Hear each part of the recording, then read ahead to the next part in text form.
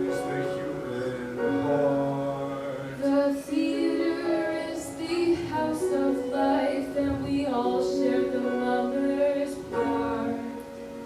The devil enters the prompter's box, and the play is ready to start. For days the igloo has been dark, but now my lantern sends a spark that glitters in the icy air, that sends raw sapphires everywhere. Before I freeze, I ask God, please, where did I go wrong? Before I drink myself to death, God, let me finish up my book. At night I fear I fight for breath, and wake up whiter than a spook. Before I freeze, I ask God, please, where did I go wrong? Just moment love is hard to guess. Which of the two are best to gain? Home without love is bitterness. Love without home is often pain. Before I freeze, I ask God, please, where did I go wrong? I took the clock down from the shelf. At 8 I said I'd shoot myself. It lacked a minute of the hour, and as I waited all a cower, a skin full of black and bloating pain, bits of my life came back again.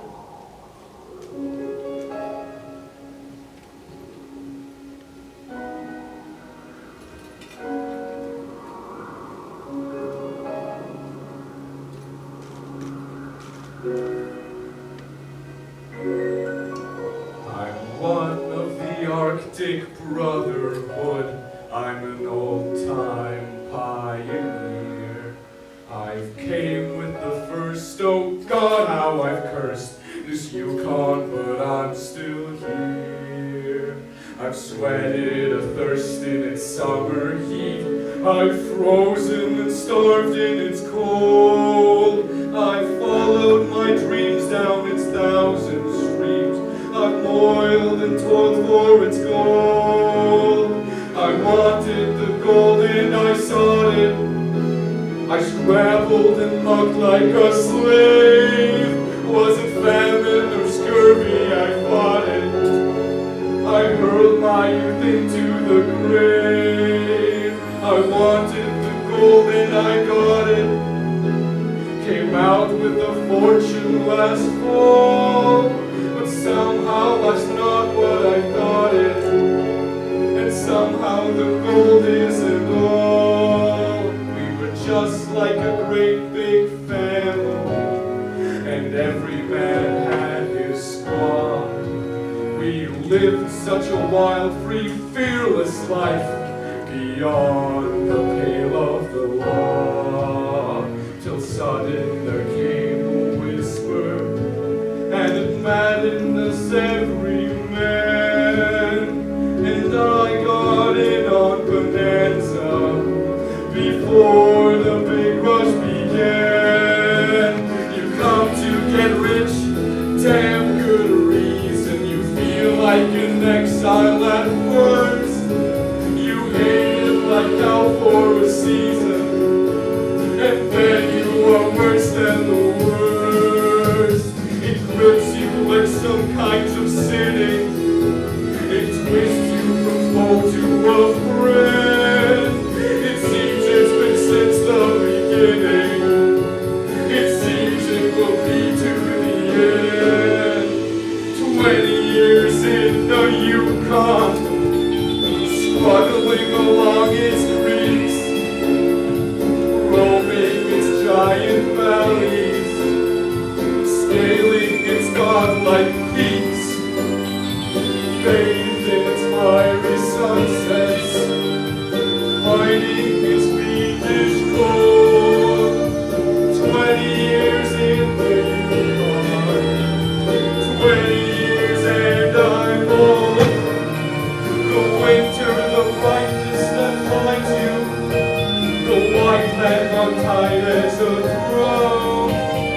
cold fear that follows and finds you, the silence that bludgeons you dumb, the snows that are older than history, the woods where the weird shadows slant, the moonlight, the stillness, the mystery.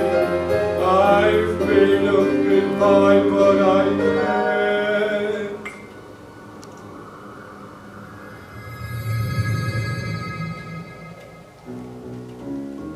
When I first entered the Malamute saloon on an unseasonably warm afternoon, energy had filled the dusty air as I heard a ragtime tune.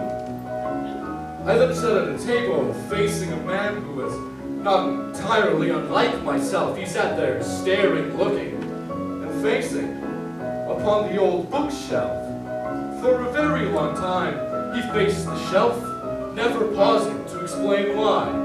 But alas, when I finally asked him, this was his reply.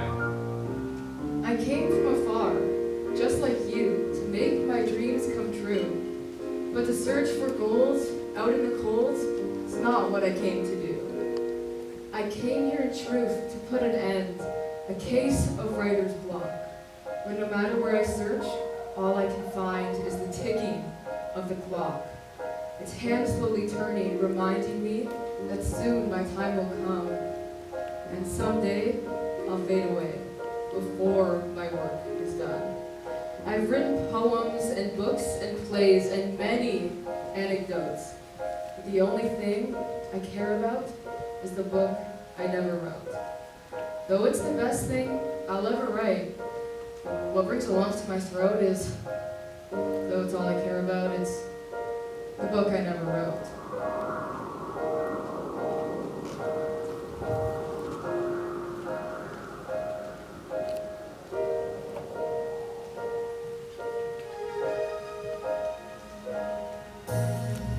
You see that sheaf of tender books upon a topmost shelf, at which no browser ever looks because they're by myself. Each neatly bound in navy blue, but no one ever heeds. Its print is clear and candid too, but no one ever reads. Poor wistful books, how much they cost to me in time and gold. I'll count them now as labor lost, for none I ever sold. No copy I could give away, for all my friends would shrink. And then they'd look to me and say, what a waste of printer's ink. It's trim and grim and bound in blue, its pages crisp and edged with gold. Its words are simple too. Its thoughts are tender, wise and bold. Its pages radiate with wit. Its message clutches at my throat. Oh, how I love each line of it, the little book I never wrote.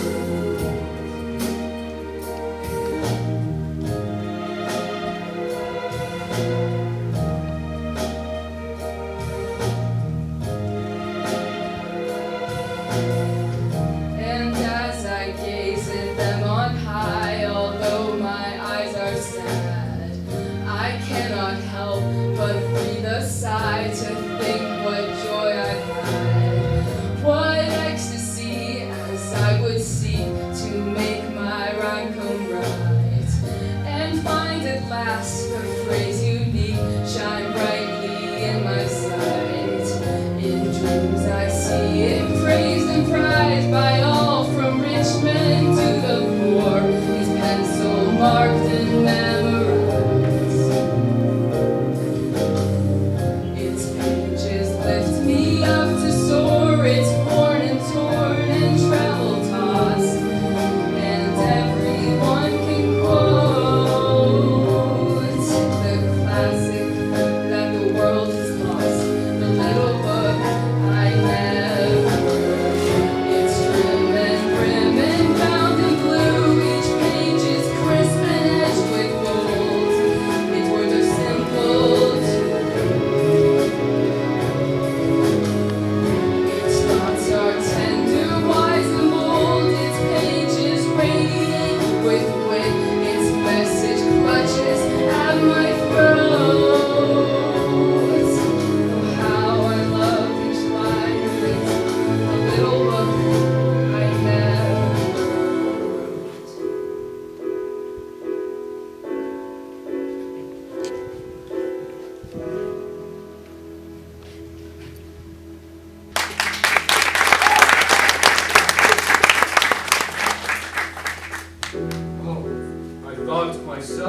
man that's utterly blue.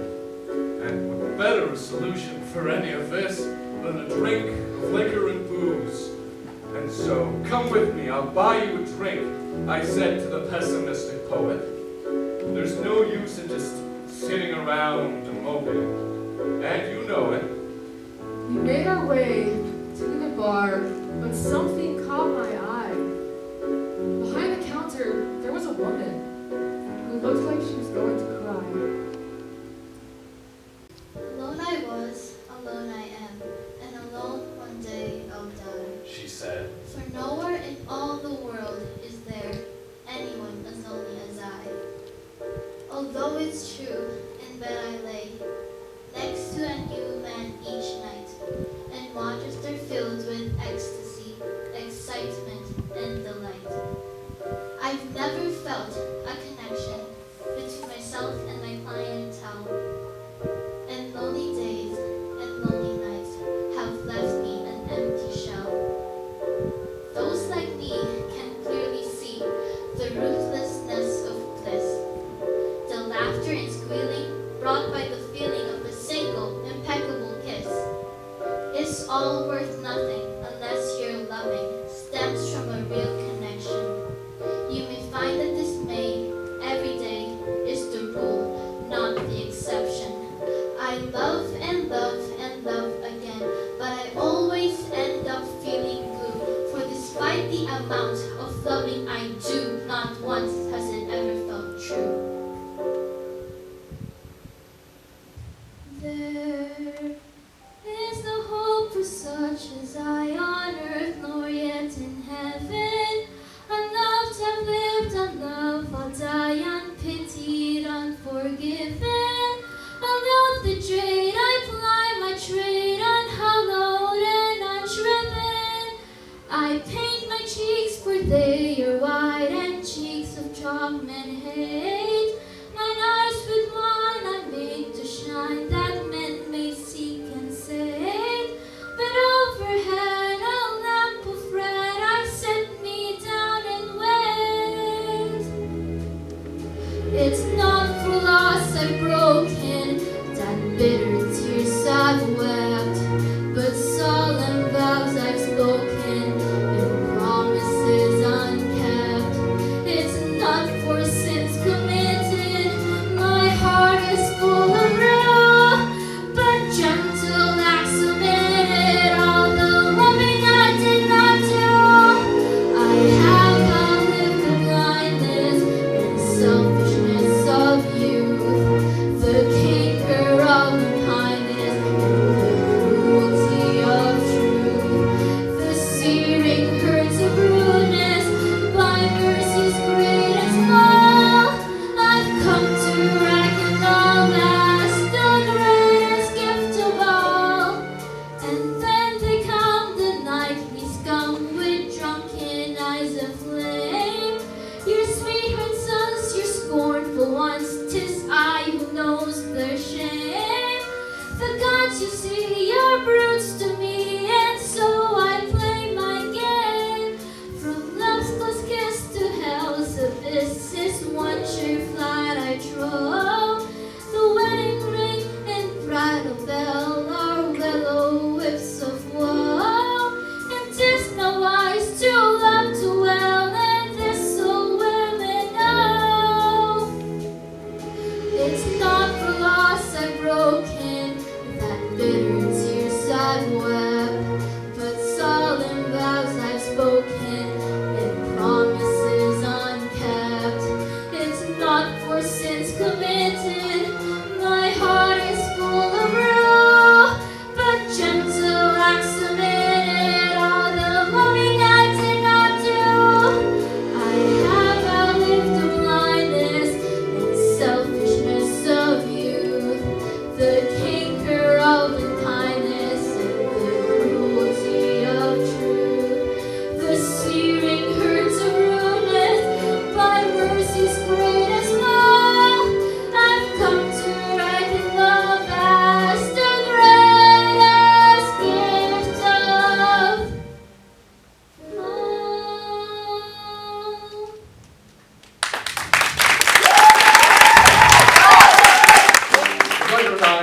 to the bar to have a little fun. But all we saw was another soul who was equally as glum. All right, The writer said. let's all have a drink to clear our heads. So I opened a bottle of wine and said this would help us feel more fine. Before I could even have a drink, the writer had finished his cup.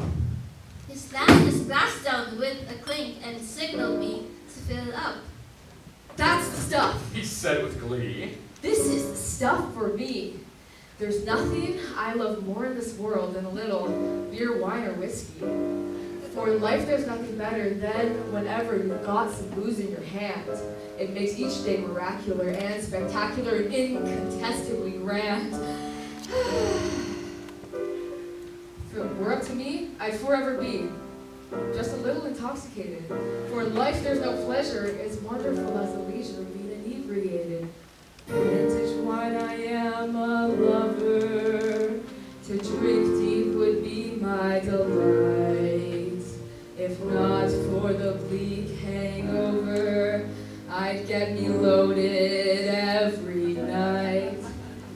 And I'd whoop it up with song and laughter. 'Twere not for the morning after. I drink myself to grand illusions. If I didn't know they were just illusions. For though to soberness I'm given, it's a thought I've often thought. The nearest earth is to heaven, is to get sublimely drunk. Is to achieve divine elation by means of libation. Let me like a jolly good monk proceed to get sublimely Of course drunk. he was right. The booze made the night seem lively, joyful, and cheery. What they didn't know was that tomorrow they'd wake up unbelievably dreary. I'd whoop it up with song and laughter. 'Twere not for the morning after. I drink myself to grand illusions.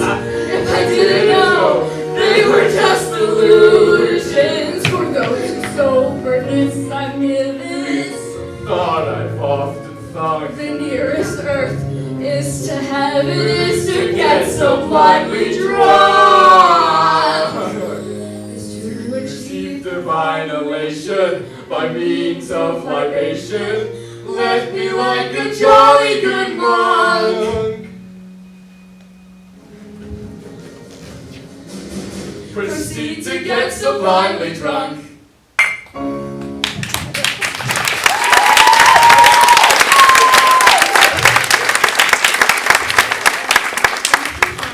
Spent with some nice new friends.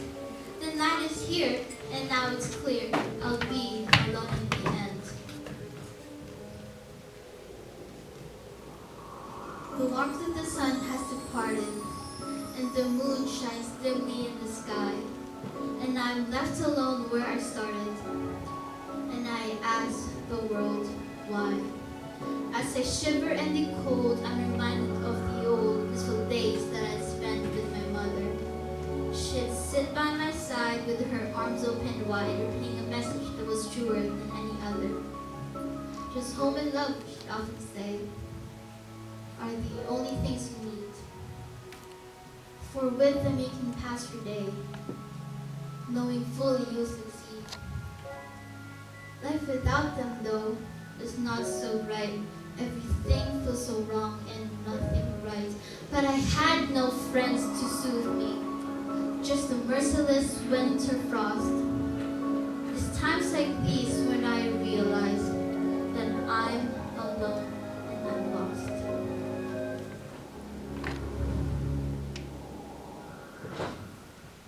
The wind stopped blowing harshly and the snow began to glisten. I heard some little voices and decided I should listen. They said, Listen well, or your life will become a living hell. it's your fault, they told me. It's your fault, it's true. There's nobody else to blame except you. They told me it's my fault that I end up alone, that I'm left without friends, family, or home. As their voices grow louder and their message more clear. I'm overcome with this sense of dread and fear. No one will love me no matter what I do. In the game of life, some people won't be okay. And we try and try to make different choices, but it always belongs to the little voices.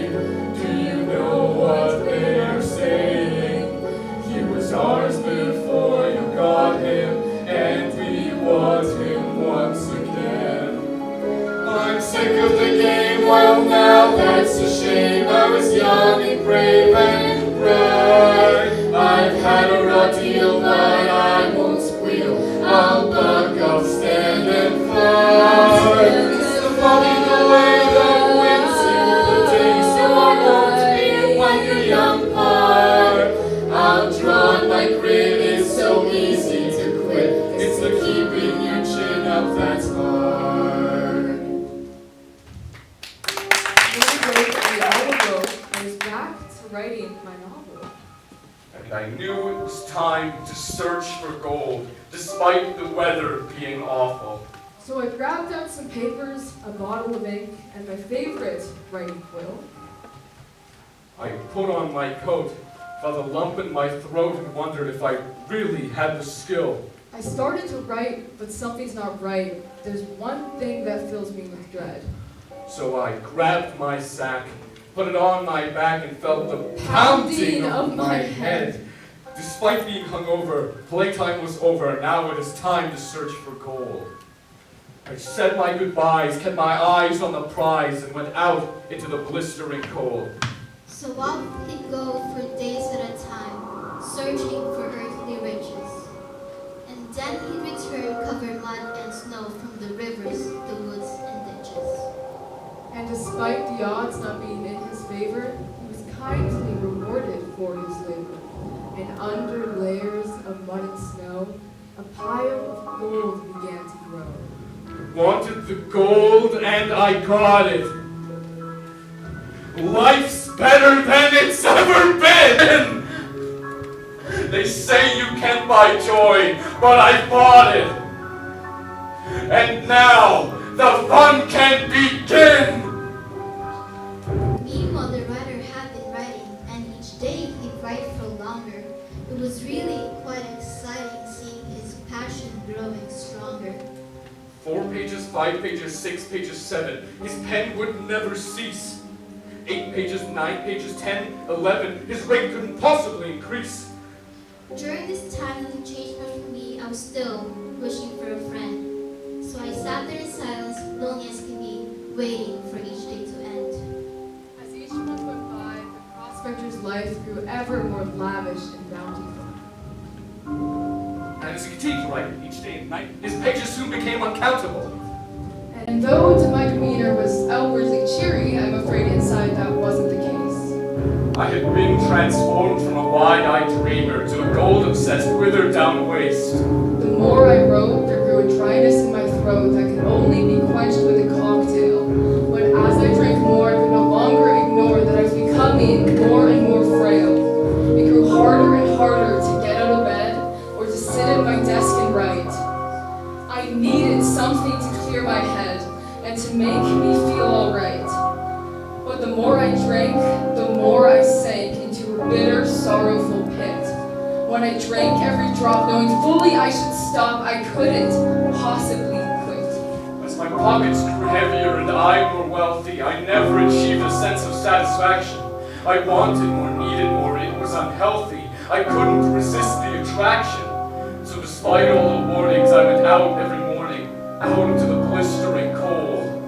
And I knew I wanted, yearned, and felt more than God-forsaken gold. I have what I want, so please God explain why I must go hunt for more. It brings me nothing but sadness and pain. This isn't fun anymore, it's a chore. More, A little more can hurt. You've already come this far. Why deny it anymore? This is now who you are! So I sat and I watched the day pass by, seeing their souls become ever more weak. It was clear that the end was near and nigh, and the future looked terribly bleak. These men who I knew who were full of hope had lost all there was to lose.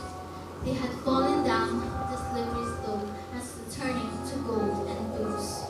Each day he'd go out. I drink some wine. He'd return, looking far less fine, then he'd leave again. I drink some beer. He'd return with his eyes filled with fear, then he'd leave again. I drink some scotch. He'd return his skin black with frost, then he'd leave again. I drink some gin. He'd return knowing his time was thin, then he'd leave again. I drink more booze. He'd return knowing he'd nothing to lose, then he'd leave again. I drink some rye. He'd return knowing that soon he would die, then he'd leave again. I drink some whiskey and I felt it burn. And for once, the prospector did not return. Nobody knows what happened to him after that fateful day. I think that he may still be out there. I know that he faded away. It's impossible to truly know how he met his end. And only God knows if from out of the cold he felt the warmth of a friend. But there's one thing that we know for certain. It's that no matter how large the burden, Nothing is worse than going forth and dying cold and alone in the north.